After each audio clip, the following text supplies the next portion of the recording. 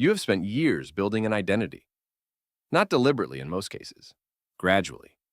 Through accumulated experience, feedback, success, failure, the roles you have taken on, the stories you have told about yourself, to explain why things went the way they did.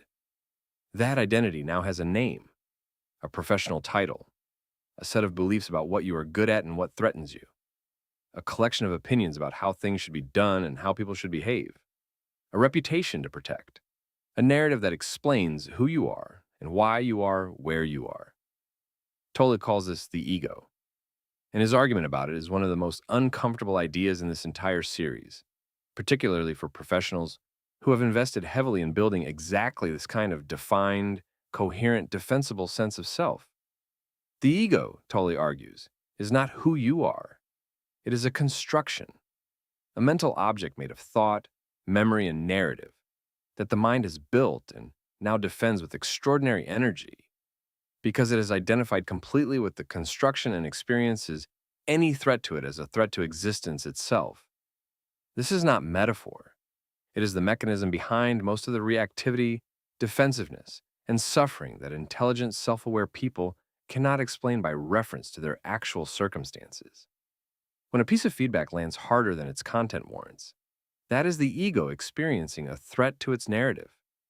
When a colleague's success produces discomfort disproportionate to any practical consequence for you, that is the ego registering a comparative diminishment to the story it maintains about your standing.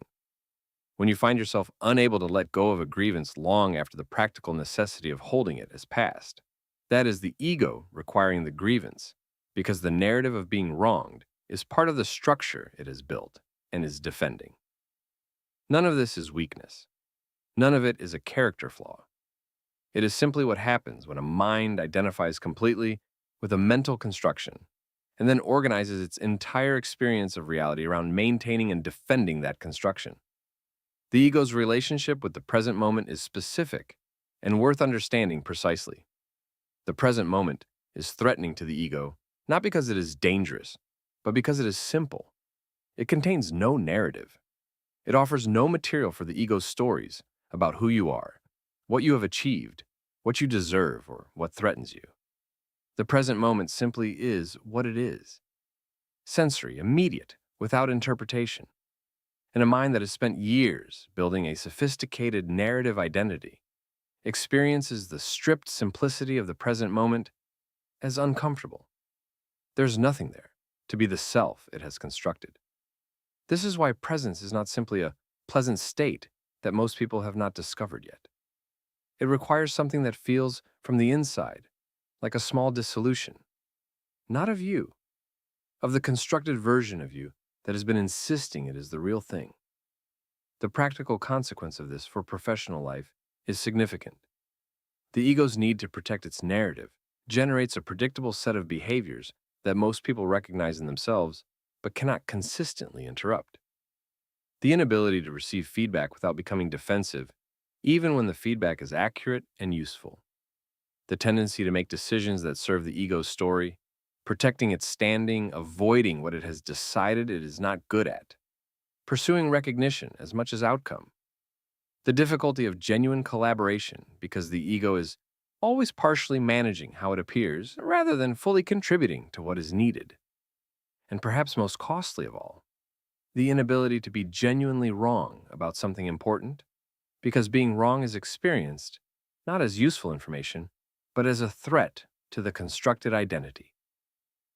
The action before the final episode is the most personally demanding in this series. Identify one situation in your professional life right now where your response has been shaped more by what it means for your ego's narrative than by what the situation actually requires.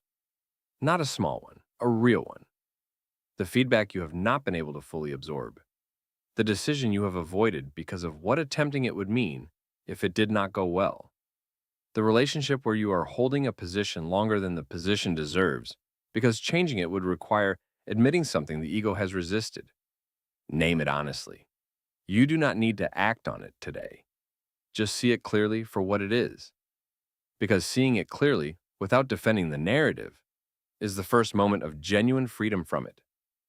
Episode 5 closes the series with the specific practices Tolle offers for accessing the present moment in the middle of an ordinary professional life that will not slow down to accommodate them. Subscribe so you do not miss it.